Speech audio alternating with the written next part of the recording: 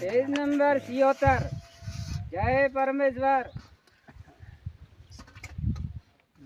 कि ये कलुकाल एक किस्म का पाप है कि जिसको बनिया ने चातों आठों वलायतों का धन लेने के वास्ते चलाया है और सबकी अकला को अपने राक्षसी पाप से भ्रष्ट कर दी है। इससे जरा भी ख्याल नहीं करते। हालांकि कच्ची उम्र में ही लाखों मर्द औरत बाल बच्चे चमेत चाल बचाल मरते जाते हैं। तो संसार के लोगों को समझना चाहिए ये क्या सबब है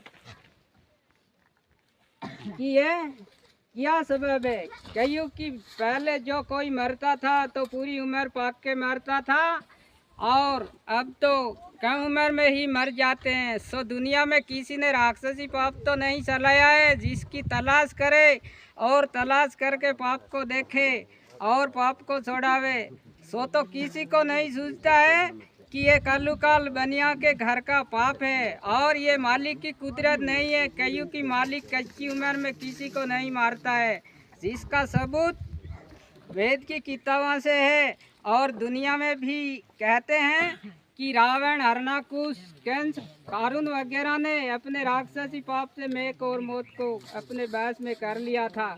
इसी तरह से इन बनिया ने भी राक्षस विद्या के पाप से मेघ और मौत को अपने बस में कर लिया है।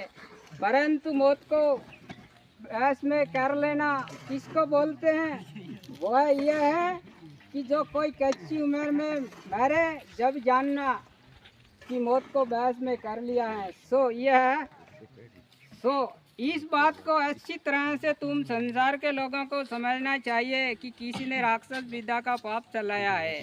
कईयों की आगे रावण ने और हरणाकुश ने राक्षस विद्या का पाप चलाया था तो अगले जमाने के सती लोगों ने राक्षसी पाप से दुख पा करके राक्षसी पाप को छोड़ाया था। जब दुनिया बसी थी, नहीं तो दुनिया कभी नहीं बसती।